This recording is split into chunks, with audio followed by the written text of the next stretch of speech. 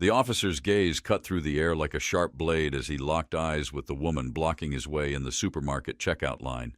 She was holding a few grocery items, nothing unusual, but to him, she wasn't just a customer. She was a target. "Move out of the way," he sneered, his voice loud enough for everyone to hear. Heads turned, eyes shifted toward them, but no one stepped in. The officer saw her not as a person, but as an opportunity to assert his power. "This is how you people get by, huh?" he mocked, "always trying to cheat the system." The woman froze, her heart racing, disbelief mixing with rising anger. She wasn't trying to cheat. The coupons she was using were valid. Yet, in that moment, it became clear to her that this wasn't about the coupons anymore. It was about dominance. And he was making sure everyone around could see it. "Sir, I'm just trying to pay for my groceries," she said, her voice shaking but firm. But he didn't care. He stepped closer, towering over her, a malicious grin forming on his face. "Of course you are," he said with a sneer. "But I'm not sure we want your kind here. So why don't you just leave before I make this official?" For a split second, silence hung thick in the air as the whole store seemed to hold its breath. The woman stood frozen, weighing her options, whether to push back or walk away.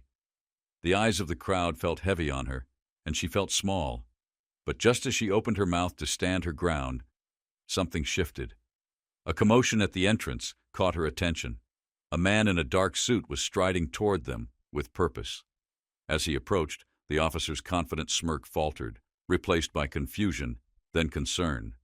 Without hesitation, the man in the suit stepped in front of the officer, placing himself squarely between them. The atmosphere changed immediately. Tension simmered as the man locked eyes with the officer. "What's going on here?" he asked, his voice calm but carrying a dangerous edge. The officer hesitated, his earlier bravado faltering. "Nothing," he stammered, trying to recover. But it was clear to everyone around that the tables had turned. The man in the suit leaned in, his voice quiet but intense. "I think it's time we had a talk, don't you?" The officer looked around, desperate for a way out. But the man wasn't backing down. The power dynamic had completely shifted. The woman, once the one under scrutiny, now stood with her head held high, while the officer began to crumble. Phones were pulled out, cameras recording the unfolding drama. The man in the suit was relentless in his questioning, and with each word, the officer's composure slipped further. The crowd watched in shock as the officer's false confidence unraveled. "Why were you harassing her?" the man asked, his tone sharp. The officer's voice cracked as he tried to deny it, but his words stumbled over themselves. "You thought no one would notice, didn't you? Thought you could get away with it." As whispers filled the air, the officer realized that the man wasn't just a bystander. He was someone with real authority. Then, to everyone's shock, the man pulled out a badge. It wasn't just any badge. It was a federal badge, and the store gasped as the man revealed his identity. "I'm with the FBI," he said, his eyes fixed on the officer. And just like that, everything shifted. The officer's face drained of color, his arrogance replaced by sheer panic. "I know exactly who you are," the man said coldly. The officer's face twitched, and the truth began to spill out. Things the officer had tried to keep buried, crimes he thought would never surface. Corruption, extortion, violence. The kind of things that could only stay hidden for so long before they came crashing down. As the officer's past began to unravel, the woman, once humiliated, stood tall, watching as justice began to turn in her favor. The officer, who had felt untouchable, now found himself exposed. His hands shook, and his attempts to maintain control were futile. The crowd murmured, some in disbelief, others with a knowing look. This wasn't just a simple incident in a supermarket. It was the moment the officer's facade crumbled, and he was forced to face the consequences. For the woman, it was the beginning of her redemption. The officer's plan had failed, and the power he had tried to wield was slipping away. The truth had come to light, and there was no turning back. Maurice knew the stakes, but he wasn't one for drawing attention. Raised in Memphis, he had learned to navigate a world that often tried to silence him, and he did it with a quiet resilience. Now, as an FBI agent, he applied that same steady strength to his work, fighting back not with noise, but with precision. His career was built on discipline and respect, and he was known for his sharp instincts and calm demeanor. Maurice wasn't the type to shout. When he spoke, people listened. Whether at work or at home, he carried an undeniable air of authority, even when he was away from his badge. At home, however, his wife Lisa saw the softer side of him. She understood that after a long day of investigations, Maurice didn't need to bring his work home. She was his grounding force, the one who kept him balanced. Lisa, a community advocate, focused on education reform in underserved neighborhoods, where Maurice's calm and reserved nature balanced her passionate and outspoken personality. They were a team, each strengthening the other. Maurice admired Lisa's fierce spirit, knowing that her strength often made her a target in a world that didn't always appreciate it. Memphis was a city rich in culture but marred by deep-rooted issues. Maurice had witnessed the systemic inequality firsthand, and now, as an agent, he often found himself battling not just crime, but the quieter, insidious prejudices that simmered beneath the surface. It was a humid afternoon when Lisa, after a community meeting, stopped by the supermarket. She had a simple list of groceries to pick up and was looking forward to a quiet evening. The bustling store was a welcome routine for her after the intensity of her day. But what started as an ordinary trip soon took a dangerous turn. Lisa was nearing the checkout when she heard a voice, sharp and filled with authority, cut through the hum of the store. "Ma'am, I'm going to need to see those coupons," said the officer standing in her path. His name tag read Officer Barnes, and there was something unsettling about the way he looked at her, like he was sizing her up, judging her. Lisa had seen this before, but today it felt different. "I'm sorry, what?" Lisa said, trying to keep her composure. Barnes smirked, his tone dripping with disdain. "I've seen people like you try to pull this before, getting something for nothing." Lisa felt her face flush with anger, not out of embarrassment, but because of how he was speaking to her. "They're valid," she said firmly, standing her ground. Barnes stepped closer, his breath smelling faintly of stale coffee. "Are they? Because I don't see why you'd need them unless you can't afford to pay. Maybe you should put some of that stuff back." His words cut deeper than just the accusation. They were about asserting power. The clerk hesitated, unsure of how to intervene. People in the store started to watch, some uncomfortable, others curious. Maurice was at the office, sifting through reports when his phone rang. A friend of his, who had been at the store, sounded urgent. "You need to get here, man. It's Lisa. There's a cop giving her a hard time." Maurice's heart skipped, but he stayed calm. "Which store?" he asked, already grabbing his car keys. As he sped toward the supermarket, his mind raced, knowing his wife wasn't someone who backed down easily. But if she was in trouble, it was because someone was trying to make her feel powerless. Back at the store, the situation was escalating. Barnes was relishing the control, cutting off Lisa every time she tried to speak, becoming louder, more confrontational. "You think you can just come in here and do whatever you want?" he taunted, his voice rising. "Not today." Lisa's hands shook, but she refused to back down. "You have no right to treat me like this," she said firmly, keeping her dignity intact. But before Barnes could escalate further, the doors of the store swung open, and Morris walked in, his presence immediately changing the atmosphere. His eyes scanned the room, taking in the scene in an instant. He saw the crowd, the unsure clerk, and Officer Barnes leaning over Lisa with that same smug look. For a moment, their eyes locked. Maurice's steady, unflinching gaze unsettled Barnes, who wasn't used to being challenged. Maurice didn't speak right away. He just walked over, positioning himself between Lisa and Barnes, his presence a silent declaration that things were about to change. The air was thick with tension, waiting for someone to make a move. Barnes hesitated, his usual bravado faltering under Maurice's calm but assertive presence. "What's going on here?" Maurice asked, his voice controlled but laced with authority. Barnes tried to mask his discomfort with a sarcastic shrug. "No problem," he said, his tone dripping with condescension. "Just handling a situation. Your wife here was trying to use some questionable coupons. I'm just doing my job." Lisa opened her mouth to protest, but Maurice raised a hand to signal her to wait. He could feel her frustration, but now wasn't the time to let it show. He needed to handle this carefully. Questionable? Maurice repeated, his eyebrow raised as he considered the word. From where I stand, it looks like she's just trying to pay for her groceries. The balance of power was shifting, and it was clear Barnes wasn't ready for the confrontation that was about to unfold. Maurice wasn't just going to let this go. He wasn't about to let anyone make his wife feel small.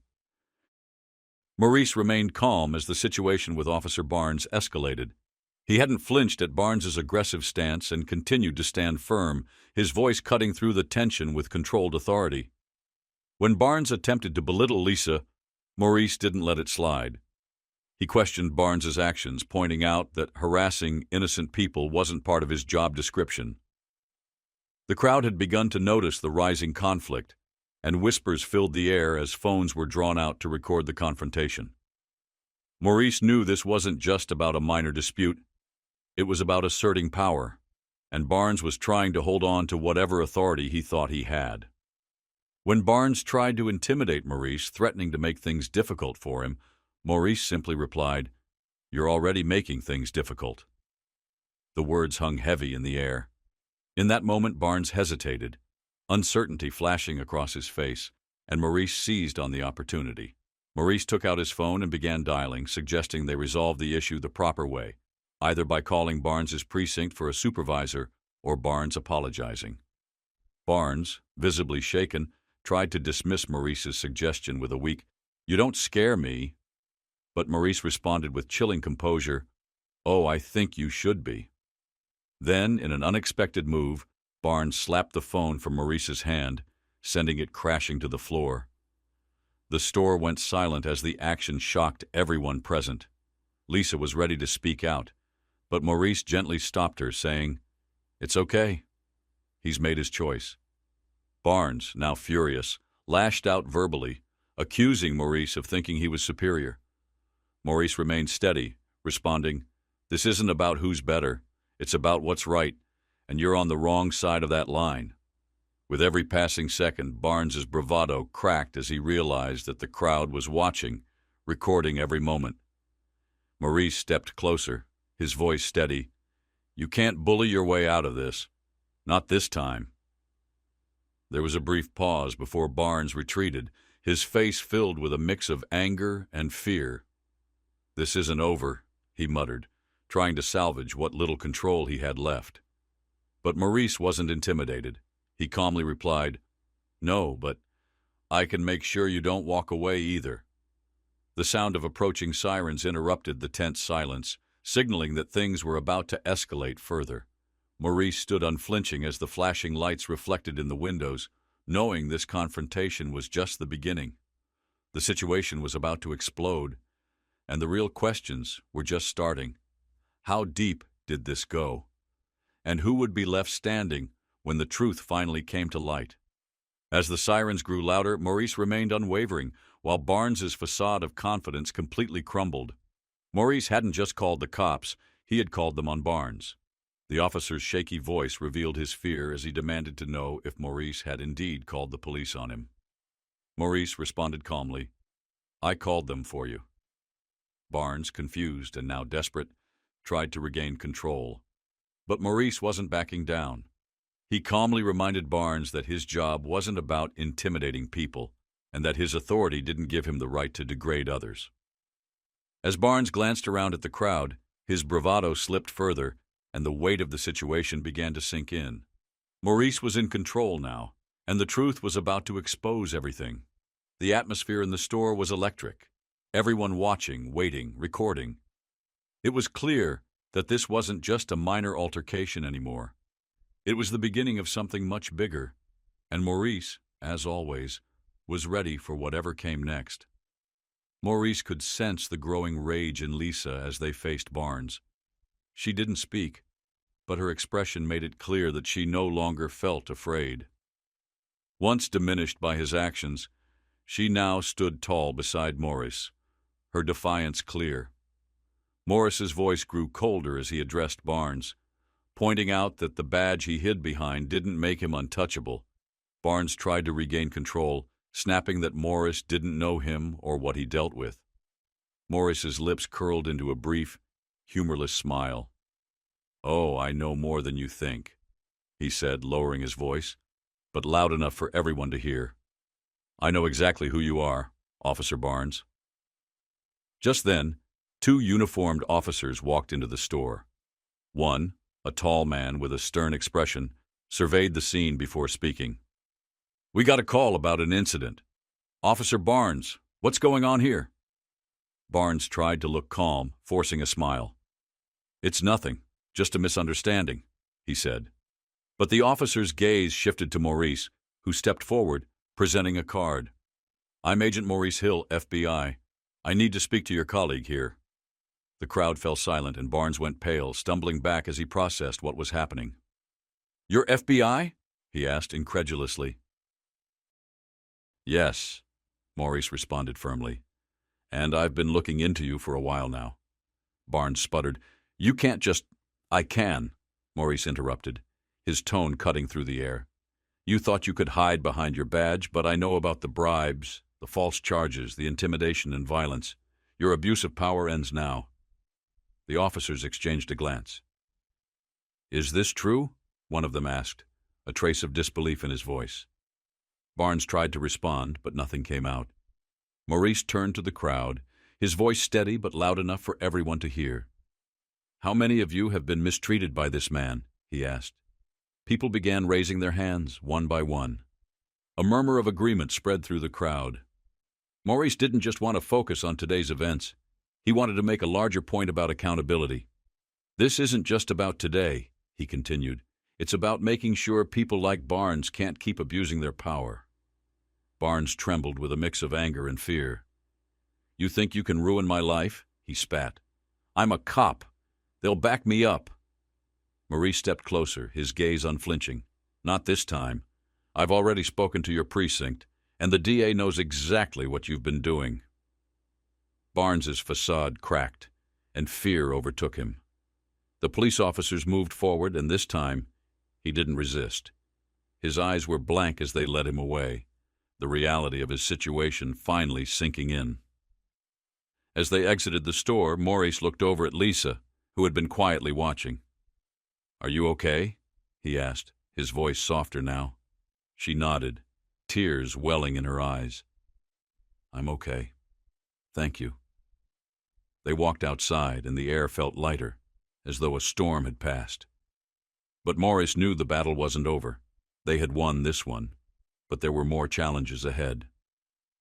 As they walked through the parking lot, a sense of peace settled over them, knowing that justice, at least in this small instance, had been served. As they neared their car, a man stepped out from the crowd. Maurice recognized him immediately, Detective Harris, someone he'd worked with before on local cases. Harris was known for being straightforward and tenacious, especially when it came to exposing corruption within the force. "I heard what happened inside," Harris said, his voice low. "I need to speak with you."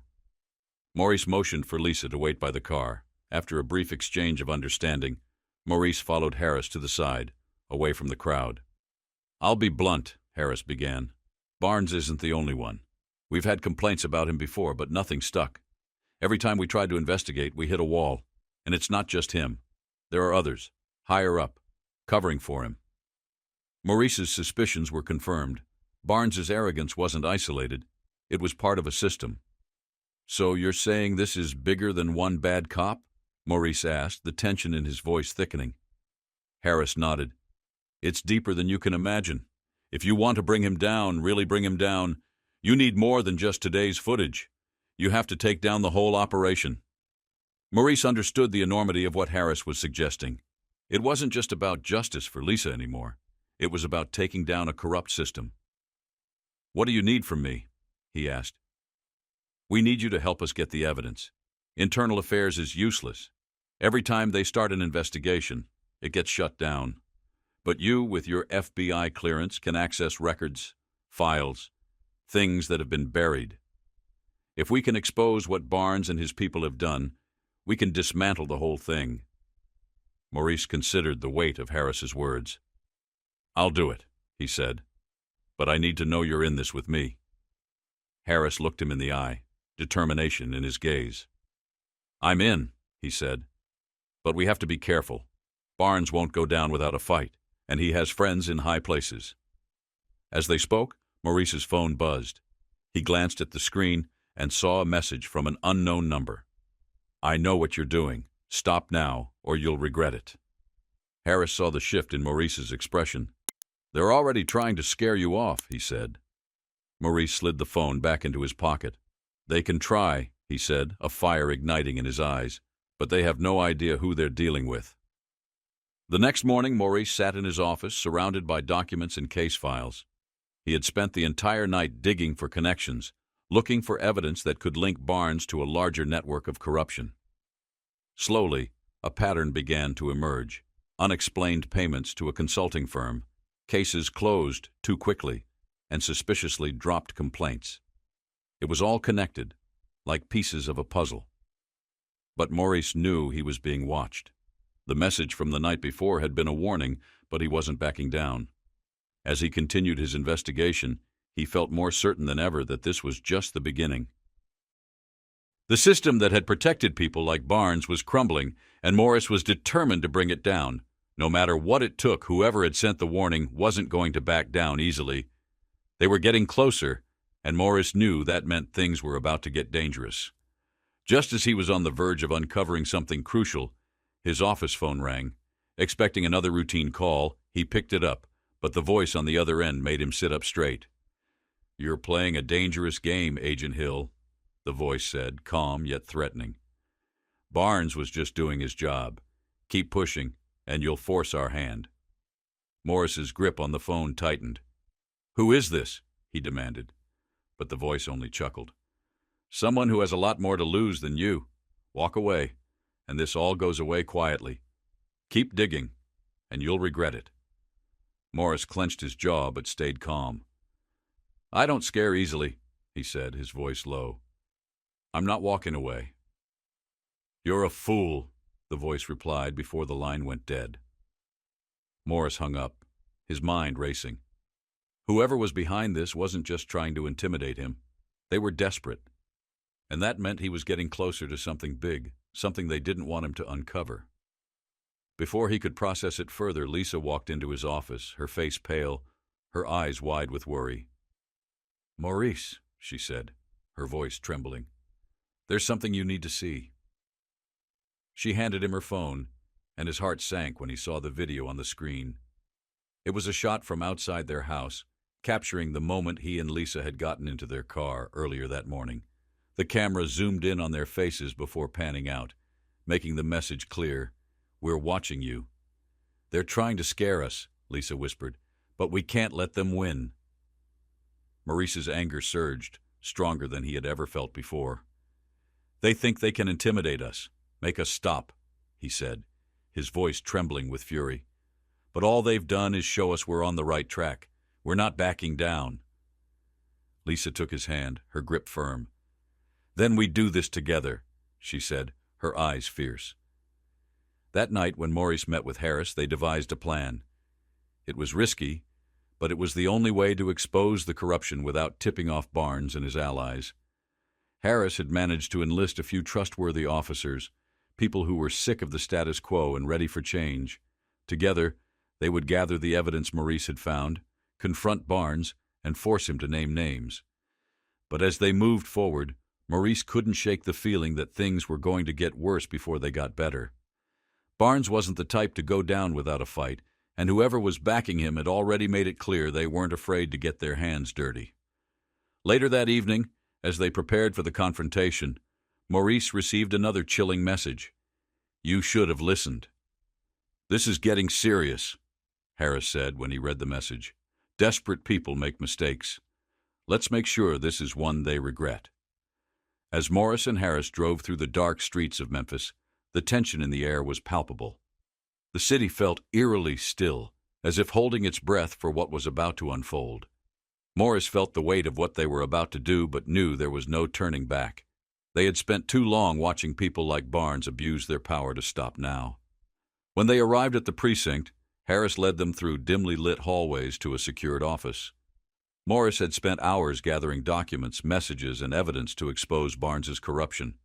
There was no way Barnes could talk his way out of this, not with the mountain of proof they had. But Morris knew that the real challenge wasn't just confronting Barnes, it was making sure the truth would come out. The room was tense when they entered. Two younger officers were already there, nervous but determined. Maurice could see it in their eyes. They weren't just there because they were told to be. They were there because they wanted change, too. "Is everyone ready?" Harris asked in a low voice. The officers nodded, exchanging looks of resolve. "Barnes will be here any minute," Harris continued. The system that had protected people like Barnes was crumbling, and Morris was determined to bring it down. No matter what it took, whoever had sent the warning wasn't going to back down easily. They were getting closer, and Morris knew that meant things were about to get dangerous. Just as he was on the verge of uncovering something crucial, his office phone rang. Expecting another routine call, he picked it up, but the voice on the other end made him sit up straight. "You're playing a dangerous game, Agent Hill," the voice said, calm yet threatening. "Barnes was just doing his job. Keep pushing, and you'll force our hand." Morris's grip on the phone tightened. "Who is this?" he demanded, but the voice only chuckled. "Someone who has a lot more to lose than you. Walk away." He wasn't sure what was coming, and that made him nervous.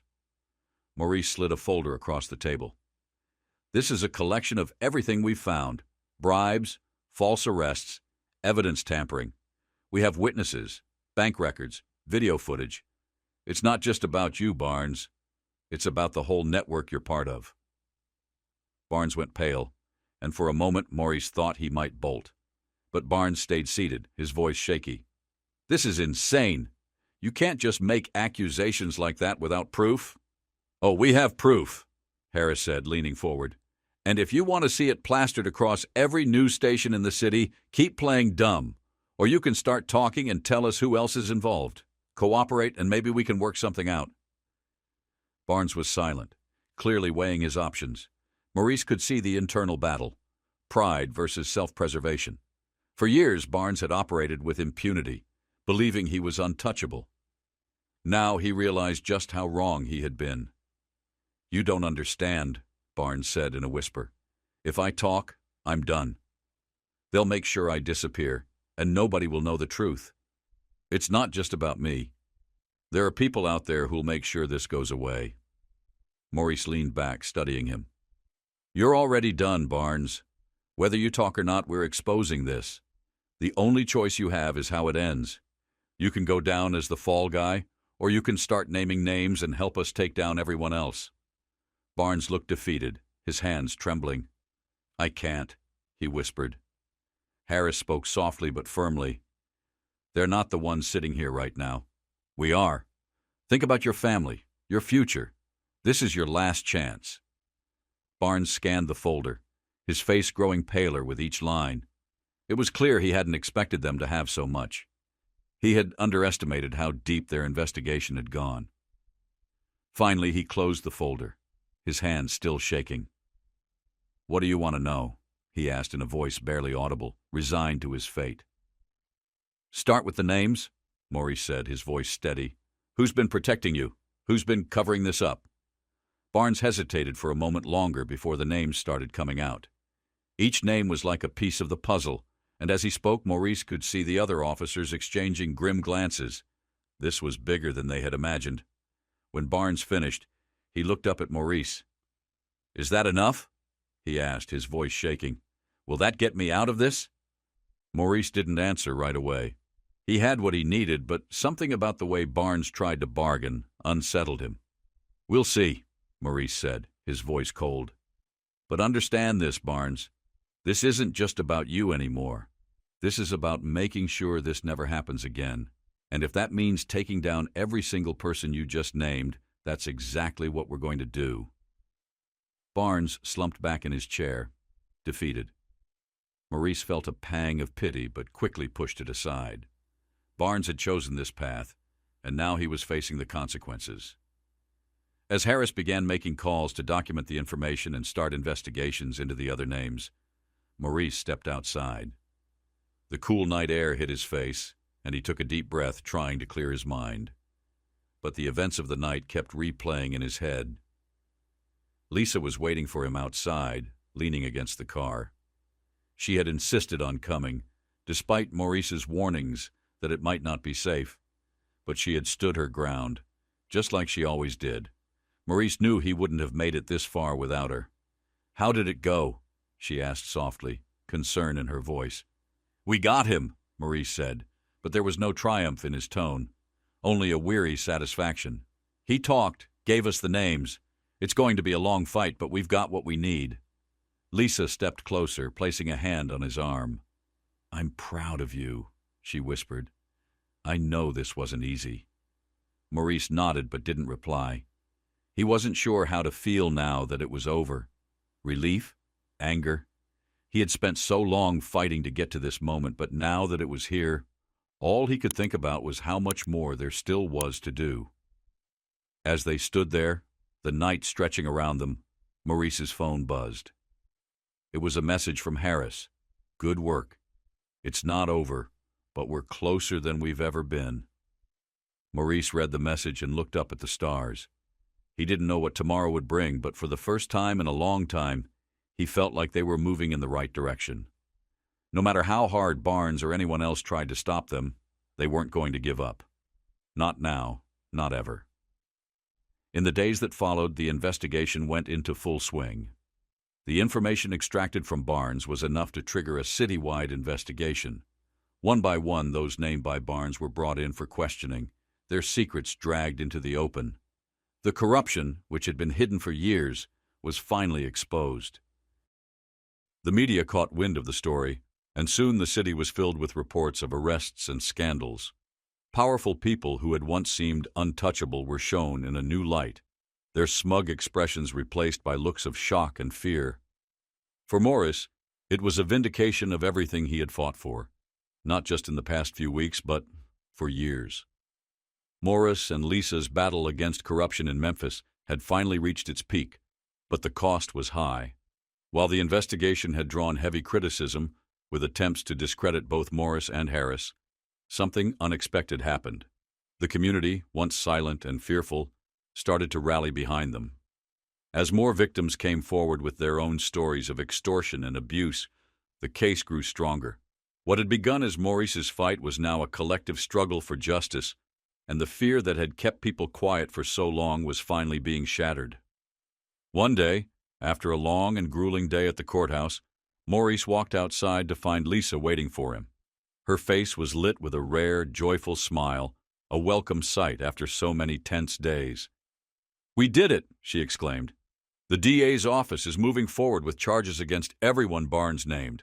They're not backing down." The weight of relief hit Maurice all at once, and he pulled her into a tight embrace. "It's happening," he whispered. "We're finally getting justice." As the investigation unfolded, the full scope of Barnes's corruption was exposed. He lost everything: his badge, his power, and his freedom. His attempts to strike a deal were futile. The evidence against him was overwhelming.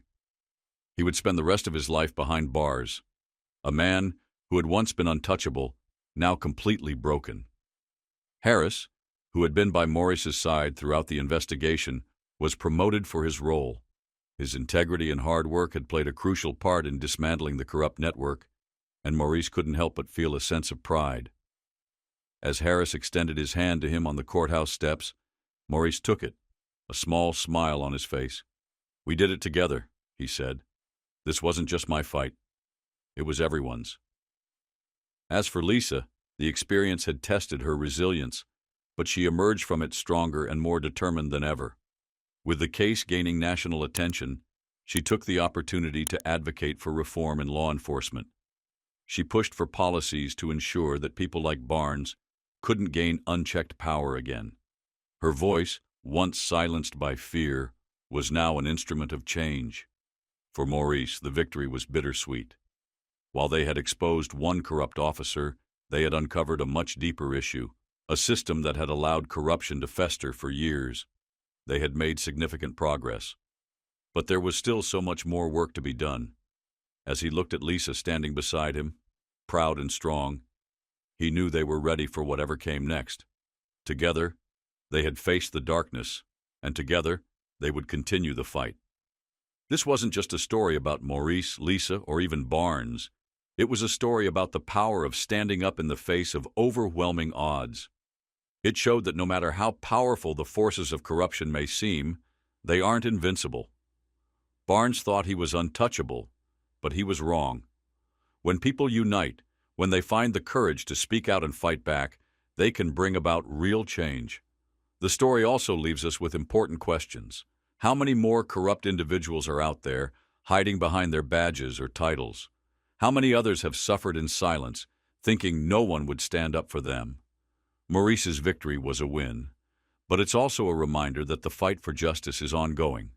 We all have a part to play, whether it's speaking up when it's hard or supporting those who are willing to fight. What do you think about this story? Have you ever felt like you were up against something bigger than you? How did you handle it? Share your thoughts and reflections with us below, and let's keep this conversation alive. The more we talk, the more we understand, and the stronger we become together. If you enjoyed this story and want to hear more like it, don't forget to subscribe to our channel, Tales of Twist. We've got more stories that will challenge, inspire, and surprise you, and we'd love for you to be part of it. Thanks for watching, and we'll see you next time.